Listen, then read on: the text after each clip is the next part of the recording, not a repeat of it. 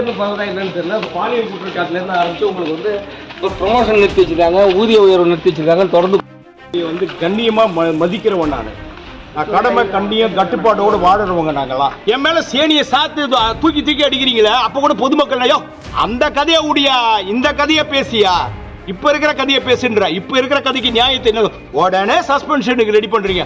கொடுங்க சார், எங்க அப்பா அங்க உயிருக்கு போராடிக்கிட்டு இருக்காரு சார், அப்ப கூட நின்று கொடுக்குறேன் சார். எனக்கு ஓடி போக மாட்டான் சார் இந்த சுந்தரேச. நான் வந்து இந்த காக்கி சட்டையை வந்து தெய்வமா மதிக்கிறவன். நான் 30 வருஷ காலமா வந்து பணியில வந்து சிறப்பா வேலை செஞ்சுக்கிட்டு இருக்கிறவன். இது வரைக்கும் நீங்க சொல்ற குற்றச்சாட்டுகள் எல்லாம் வந்து என்னால் வந்து உயர் அதிகாரிகளால் வந்து பழிவாங்கப்பட்டது.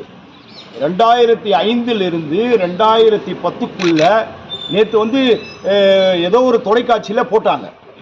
நீங்கள் அதை தானே கேட்குறீங்க? ஆமாம், தொலைக்காட்சியில் வந்ததை வச்சு தானே கேட்குறீங்க.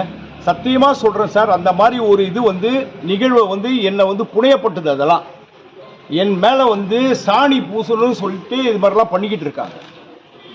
நான் வந்து நேர்மையாக வேலை செஞ்சிட்டு இருக்கேன். சரி சார், உங்களுடைய இதையே சொல்கிறேன் சார். அதாவது வந்து நீங்க என்ன சொல்றீங்க சார், என்ன குற்றச்சாட்டு வைக்கிறீங்க? இல்ல, அந்த புவனாங்கிற பெண் மேல வந்து நீங்க வந்து இந்த செக்ஷுவல் ஹராஸ்மெண்ட் உங்க மேல இருக்கு. புவனான்ற ஒரு அம்மா வந்து என்ன செக்ஷுவல் ஹராஸ்மெண்ட்னு சொல்றீங்க, ரைட்? ஓகே, ஒரு குற்றச்சாட்டு. ரெண்டாவது குற்றச்சாட்டு, அந்த பார்ல வந்து விடுவிக்கிறதுக்காக மாசம் 3000 ரூபாய் லஞ்சம் வாங்குனீங்க அப்படின்னு சொல்லிட்டு. சரி சார், இதெல்லாம் தான் உங்களுக்கு தெரியும். அதுக்கப்புறம் எதுவும் நடந்ததுன்னு தெரியாது நீங்க சார். சார் 2 குற்றச்சாட்டு வச்சிருக்கீங்க, கரெக்டா? என்ன குற்றச்சாட்டு சார்? மறுபடியும் சொல்லுங்க சார், நீங்களே சொல்லுங்க சார். நீங்க தானே கேட்குறீங்க மீடியால, சொல்லுங்க சார் என்ன குற்றச்சாட்டு சார்? சார், புகார்தாரர் மனு கொடுக்க வந்தவங்கள்ட்ட வந்து தவறுதலா நடந்துக்கிட்டேன். ரெண்டாவது குற்றச்சாட்டு சார், நான் கையூட்டு பெற்றேன் அப்படின்னு சொல்றீங்க சார், ரைட்? ஓகே, அப்பனா என்ன சஸ்பெண்ட் பண்ணிருக்கணும் இல்லையா சார்? ஒரு சின்ன குற்றச்சாட்டுக்கே நீதிமன்றத்தில் தட் இஸ் போலீஸ் டிபார்ட்மெண்ட்ல சஸ்பெண்ட் பண்ணுவாங்க இல்லைங்க சார்? சஸ்பெண்ட் தானே சார்? சொல்லுங்க சார், சஸ்பெண்ட் பண்ணுவாங்களா இல்லையா? சொல்லு, நீங்க சொன்னாங்க சார். சஸ்பெண்ட் பண்ணுவாங்க இல்லைங்க சார்? இது 2 மேஜர் குற்றச்சாட்டு சார். நீங்க சொல்றது 2 பாலியல் இது சொல்றீங்க, ரெண்டாவது வந்து லஞ்சம் வாங்குறதா சொல்றீங்க. அப்ப டிபார்ட்மெண்ட் ஆக்ஷன் என்ன படுத்திருக்கணும் சார்? அந்த அறிக்கை எப்படி சார் வெளில விட்டாங்க? அது வந்து அவங்கள தான் சார் கேட்கணும், மேல் அதிகாரிகளை தான் சார் கேட்கணும். எப்படி வந்து 2005 நடந்த இது வந்து இப்போ இது பண்றாங்கன்னு தெரியல. அது வந்து என்னன்னு எனக்கு புரியல. அது சரிப்பா, அதுக்கு கூட சார் இந்த 2 குற்றச்சாட்டுக்கும் மேஜர் குற்றச்சாட்டு என் மேல வைக்கிறாங்க.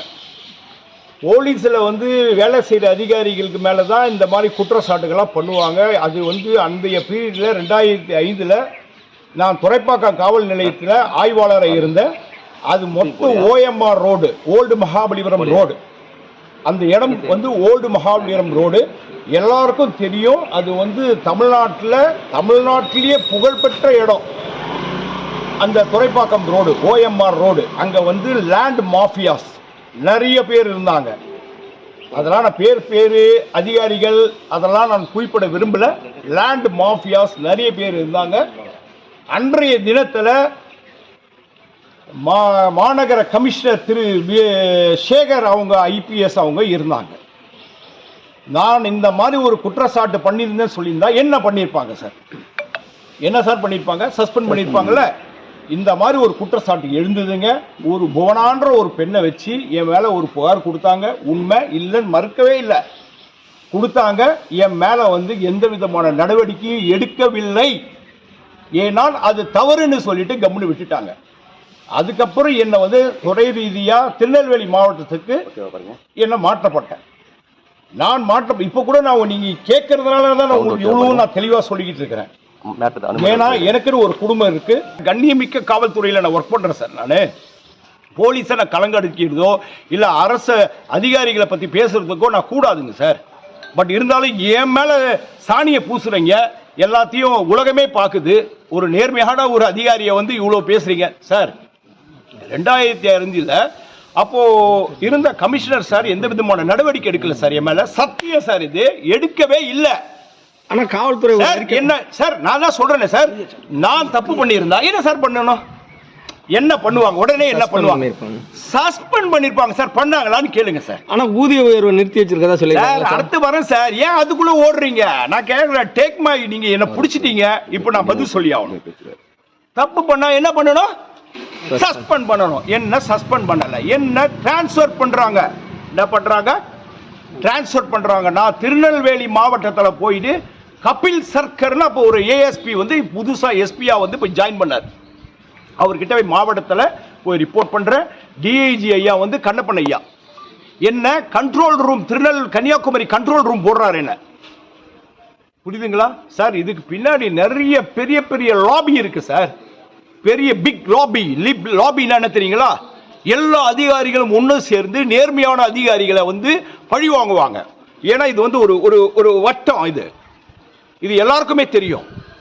நான் வந்து ரொம்ப ஸ்ட்ரெயிட் ஃபார்வர்ட் ஆஃபீஸர்னால என்னை வந்து இது மாதிரி ஒரு பண்ண வச்சு எனக்கு ஒரு புகார் கொடுக்க வச்சு என் மேலே வந்து என்ன பண்ணாங்க, ஒரு அவதூறு வந்து பரப்புனாங்க. ஆனால் சஸ்பெண்ட் பண்ணணுமா? சஸ்பெண்டே பண்ணலை. நான் போய் கன்னியாகுமரி கண்ட்ரோலில் போய் வேலை செஞ்சுக்கிட்டு இருக்கும்போது இதே மன அழுத்தத்துக்கு நாளான நான் கொடுக்கிற புகார் ஒரு பெரிய ஒரு உயர் அதிகாரி மேல நான் கொடுக்கிற புகார். அப்ப இருந்த டிஜிபி மேடம் வந்து லத்திகாச்சரன் மேடம், அவங்களுக்கு அந்த பெட்டிஷன் அனுப்புறேன். பெட்டிஷன் அனுப்பிச்ச உடனே அதுல நடவடிக்கை எடுக்கிறாங்க. எப்படி? அந்த உயர் அதிகாரிகள் மேலேயோ யாரு மேலேயும் நடவடிக்கை எடுக்கல. என் மேல நான் கொடுத்த மனுவை வச்சுக்கிட்டு என் மேல 3B போட்டு நடவடிக்கை எடுக்கிறாங்க, விசாரிக்கிறாங்களாம். நல்லா புரியுதா சார்? புரிஞ்சுக்கிட்டீங்களா? எடுத்துட்டு அது விசாரணை பண்றாங்க. சார் ஒருத்தர் பிடிக்கல அப்படின்னா கைப்பட்டா குற்றம், கால்பட்டா குற்றம். இதுதான் சார் போலீஸ். புரியுதுங்களா? கைப்பத்தா குத்தம், கால்பத்தா குத்தம். இப்ப கூட நான் என்ன தவறு பண்ணிருக்கேன்? எந்த தவறும் பண்ணல. ஆனா என்ன வந்து என்ன பண்றாங்க, டு தி கோர் கொண்டு போறாங்க. இப்ப கூட நீங்களா கேட்கறீங்கனால சொல்றேன், இல்லைன்னா இது சொல்ல வேண்டிய அவசியம் கிடையாது. என்ன வந்து அந்த அளவுக்கு ஸ்ட்ரெஸ்ல இருக்கேன் சார். அப்படியே வந்து என்ன சொல்றது,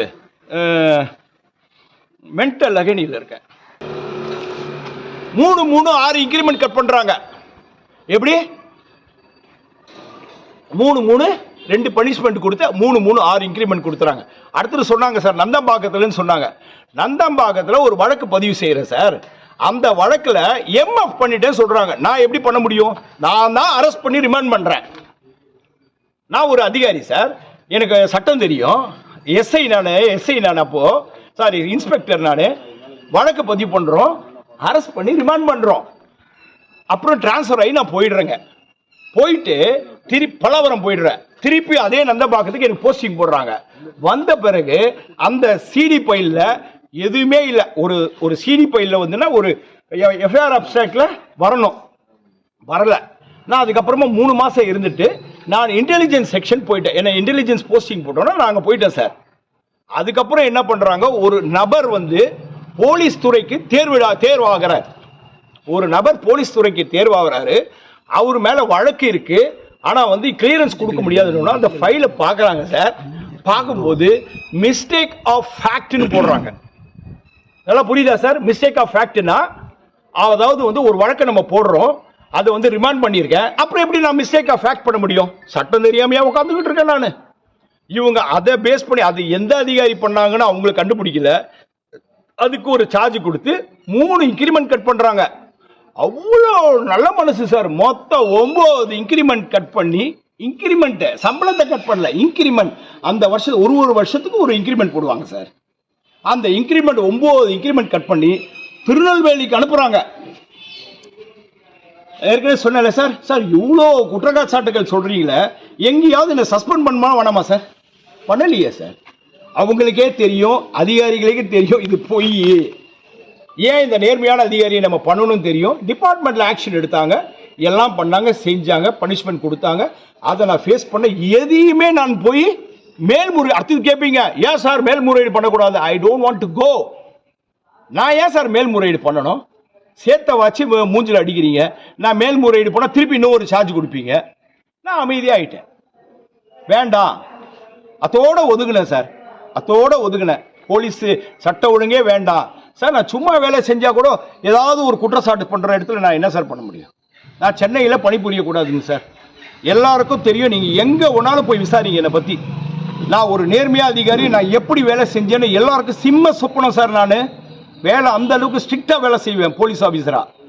போலீஸ்னா போலீஸ், அதுல ஒன்றையும் சந்தேகமே கிடையாது. No compromise. என்கிட்ட எந்த அதிகாரியும் உயர் அதிகாரியா இருந்தா கூட இது பண்ண அது பண்ணு பொய்யெல்லாம் பண்ண சொன்னா பண்ண மாட்டேன்.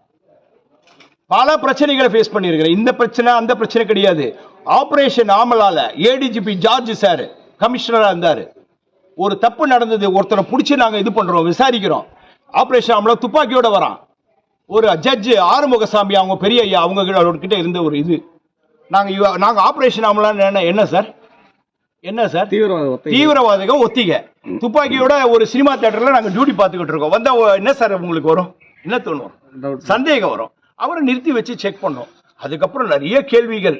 ஜார்ஜ் சார் எங்களை வந்து ஏடிஜிபி ஜார்ஜ் ஐபிஎஸ் நேர்மையான அதிகாரி, புலி சிங்கம், சிங்கம்னா சிங்கம் சார், உக்காந்த இடத்துல வேலை வாங்குவாரு அதிகாரி, அந்த அதிகாரி புரியுதுங்களா. அவர் மேலேயே பெரிய குற்றச்சாட்டு வச்சுட்டாங்க சார். போலீஸ் இது யாரையும் வேலை நேர்மையான இருக்கிற அதிகாரிகளை விடமாட்டாங்க சார், குற்றச்சாட்டை வச்சுக்கிட்டே தான் இருப்பாங்க சார். 2010 இருந்துங்க சார் 18 வரைக்கும் சஸ்பெண்ட் கிடையாதுங்க சார், நோ சார்ஜ் சார். நேர்மையா இருக்கணும், அப்போ என்ன சார் அர்த்தம்?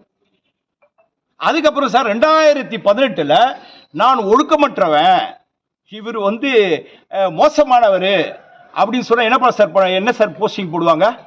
ஏதாவது ஒரு டம்மி போலீஸ்ல போடுவாங்க சார். என்ன ஸ்பெஷல் பிரான்ச் சிஐடி ஸ்பெஷல் டிவிஷன்ல போடுறாங்க, முக்கியமான பதவி சார் அது போலீஸ்ல. ஸ்பெஷல் பிரான்ச் சிஐடினா உளவு பிரிவு, தமிழ்நாட்டுக்கு ஹெட் குவார்டர்ல உட்காந்துட்டு வேலை செய்யறேன் சார். அதுக்கப்புறம் சார் கமாண்டோவில் இருக்கிறேன் சார். கமாண்டோவில் ஒரு 6 வருஷம் வேலை செய்யறேன் சார். 6 வருஷம் இல்லைங்க சார், கமாண்டோவில் ஒரு 2 வருஷம் வேலை செய்யறேன் sir. ADGP Ashish Pangara IPS, Maheshkumar Agarwal IPS அவங்க நேர்மையான அதிகாரிங்க கிட்ட வேலை செய்யறேன் சார். எப்படி சார் நான் வந்து ஒழுக்கமற்றவனா தான் எப்படி சார் என்னை கேட்டு வாங்குவாங்க அந்த அதிகாரிங்க? கொஞ்சம் மதுபான கடைகள்லாம் மூடு. இருங்க சார் இவ்வளோ வண்டிங்கும் போது நான் வந்து இதுதான் சார் பண்ணி ஆகணும், சொல்லிதானே ஆகணும். உங்ககிட்ட எல்லாத்தையும் சொல்லிடுறேன் சார், பரவாயில்ல சார். இப்போ இது நடந்ததுங்க சார். அடுத்தது மாநில மனித உரிமை ஆணையத்தில் போட்டிருக்காங்க சார், லஞ்சம் வாங்கக்கூடாதுங்க சார், நேர்மையா இருக்கணும் சார். அங்க காரு கூட கிடையாதுங்க சார், பைக்கு கூட கிடையாதுங்க சார். டெய்லி என்னோட வண்டியில தான் சார் வந்துட்டு போவோம், சம்பளத்தை தவிர வேறு எதுவுமே கிடையாது சார். அங்கே போலீஸ் அதிகாரிகள் தவறு செஞ்சாலும் விசாரணை பண்ணி நீதியரசர் முன்பு சப்மிட் பண்ணணும் ரிப்போர்ட்டை. அங்கே ஐஜி திரு மகேந்திரகுமார் ரத்தோட் ஐபிஎஸ்ன்னு இருந்தார், மகேஸ்வரன் ஐபிஎஸ் எஸ்பின்னு ஒருத்தர் இருந்தார். அவர் போன பிறகு எஸ்பி ஜெயலட்சுமி மேடம்னு ஒருத்தர் இருந்தாங்க ஐபிஎஸ். கேட்டு பாருங்க சார், நான் நேர்மையானவனா எப்படிப்பட்டவனு கேட்டு பாருங்க சார். ஏன் நீதியரசரே கேளுங்களேன். Thiru Manikumar chief justice of Kerala எனக்கு வந்து காஞ்சிபுரம் கேஸை விசாரிக்க சொல்லி எனக்கு கொடுத்தாருங்க சார். 2 அதிகாரி இருக்கும் டிஎஸ்பி, என்ன டெபியூட் பண்றாரு, விசாரணை பண்ணி 3 நாள்ல பிரிலிமினரி ரிப்போர்ட் கொடுத்தேன் சார். போலீஸ் அதிகாரிகள் தவறு செய்திருக்கிறார்கள், தவறு செஞ்சிருக்காங்க, அடிச்சிருக்காங்க, துன்புறுத்தி இருக்கிறாங்கன்னு கொடுத்தேன் சார். அவங்க கொலை குற்றவாளியே இருக்கட்டும் சார், நீதி முன்பு தான் சார் நிறுத்தணும்னு சட்டம் சார். அதை தான் சார் நான் பண்ணேன். உடனே வந்து அந்த நீதியரசர் என்ன பண்ணாரு, ஹோம் செக்ரட்டரிக்கும் டிஜிபிக்கும் அனுப்பிச்சார் சார். அடுத்த நாளே டிரான்ஸ்பர். எங்க மயிலாடுதுறை சார். போலீஸ்ல டிரான்ஸ்பர் வந்து எதிர்பார்த்து வேலை செய்ததே கிடையாது.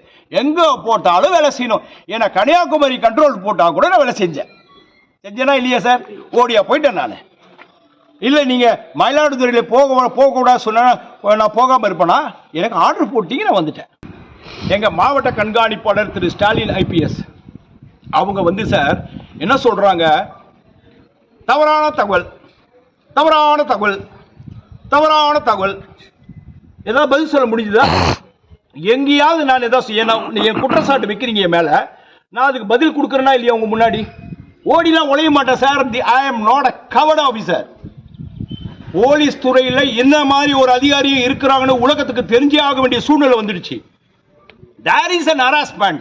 There is a mental agony given to me. Sir எனக்கு குடும்பம் இப்போ சார் எங்க அப்பா அங்க சென்னையில ஹார்ட் அட்டாக் வந்துருச்சுங்க சார். இப்போ நாங்க என் குடும்பத்தோட நான் இப்போ சென்னைக்கு கிளம்பணும். என் மேல சேனியை சாத்து தூக்கி அடிக்கிறீங்களா? அப்ப கூட பொதுமக்கள் ஐயோ அந்த கதையை உடியா, இந்த கதையை பேசியா, இப்ப இருக்கிற கதையை பேசுன்ற, இப்ப இருக்கிற கதைக்கு நியாயத்தை என்ன உடனே சஸ்பென்ஷனுக்கு ரெடி பண்றீங்க. கொடுங்க சார். எங்க அப்பா அங்க உயிருக்கு போராடிக்கிட்டு இருக்காரு சார். அப்ப கூட நின்னு கொடுக்கறேன் சார். எனக்கு ஓடி போக மாட்டான் சார் இந்த சுந்தரேச. ட்ரெண்ட் ஆக்கிக்கோங்க. தந்தி டிவியின் சப்ஸ்கிரைபர்ஸ் அண்ட் ஃபாலோவர்ஸ் குடும்பத்துல நீங்களும் இணையுங்க.